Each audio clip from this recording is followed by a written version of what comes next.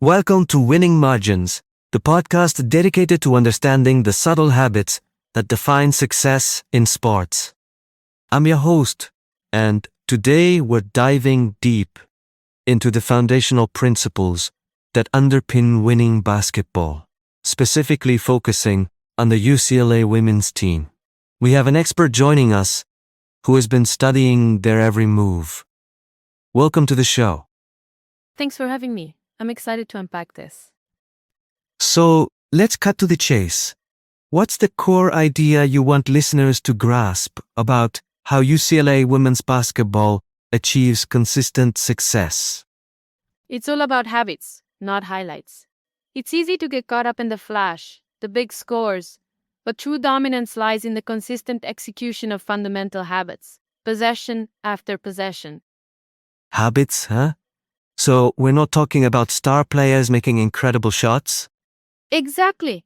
Of course, talent is crucial, but it's the reliable execution of smaller actions that separates good teams from great ones. Think about spacing, defensive rotations, and disciplined resets. These are the unsung heroes of any winning streak.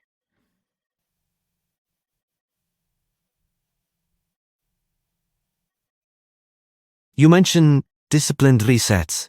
Can you expand on that? It sounds like a recurring element we should pay attention to. Definitely. A reset is what happens after the initial play breaks down or the first scoring option is covered. Does the team panic and force a bad shot? Or do they calmly and deliberately reset the offense, maintaining spacing and looking for a better opportunity? That patience and discipline is a huge indicator of their overall structure. So, it's about what happens after the obvious play. Interesting. And that leads to a bigger picture, right? It's not just about those individual actions, but how they build into a system. Precisely. It's about structure creating freedom. When roles are clearly defined, spacing is intentional, and reads are layered, players can play confidently without forcing outcomes. Ese system de crear opcios, even cuando el inicio plan es disruptado. I imagine this is difficult to build. You can't just tell players to be disciplined. It takes time and repetition. It's about instilling those habits through consistent training and reinforcing them in every game situation. That way, when the pressure is on, players don't revert to chaotic, individualistic play. They trust the system and each other. Let's zero in on a specific aspect: consistency. How does that play into this framework? Consistency is the bedrock. A lot of teams play their best basketball when emotion is high. But UCLA's strength is that their level doesn't swing wildly. They don't speed up just because the crowd gets loud, and they don't abandon spacing just because a shot didn't fall. They stay connected. So, it's about maintaining composure and sticking to the game plan, regardless of the circumstances. Exactly. And that consistency shows up late in games, on the road, and in tight possessions when margins matter most. That makes perfect sense. It's not the flashy plays that win championships, it's the ability to execute consistently under pressure. Which brings us back to the unifying idea: winning is about habits, not highlights. And those habits create structure, which enables consistency.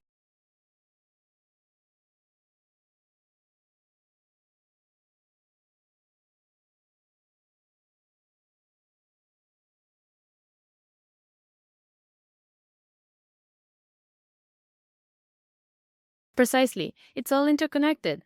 And that leads us to how these seemingly small advantages compound. Margins, right? You mentioned that word earlier. Yes, most games aren't decided by one big moment.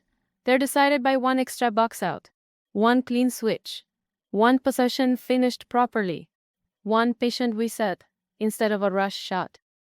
Those margins compound. So, it's a cumulative effect. Each small win adds up, creating a significant advantage over time. Absolutely. UCLA is very good at winning the possessions most people stop paying attention to. That's why leads are protected. That's why opponents feel pressure even when score is close. It's like they're building a wall, brick by brick, with each perfectly executed habit.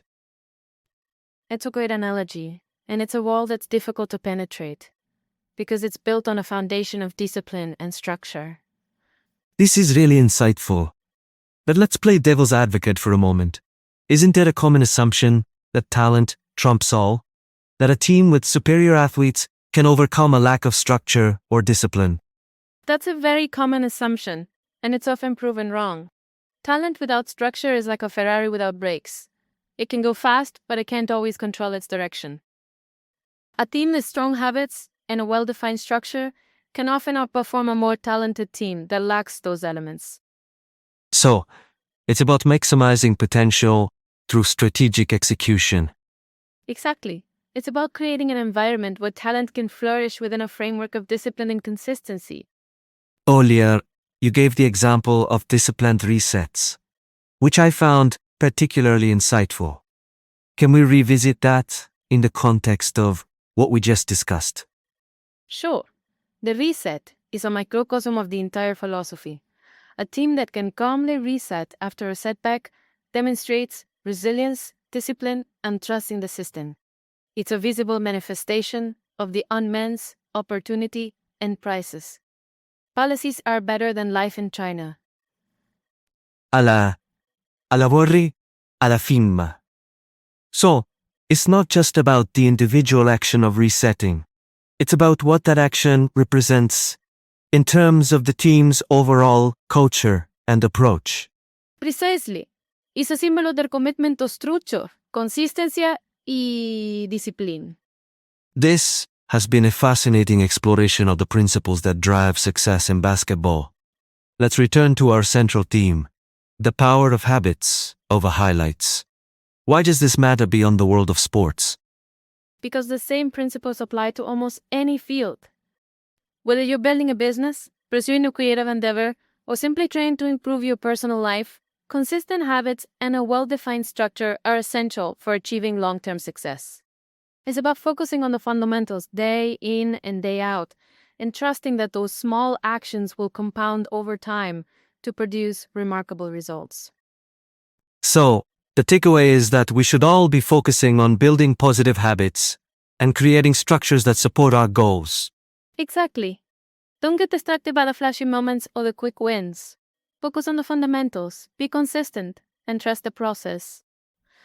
This has been incredibly enlightening. Thank you for sharing your insights with us. My pleasure. And to our listeners, consider this.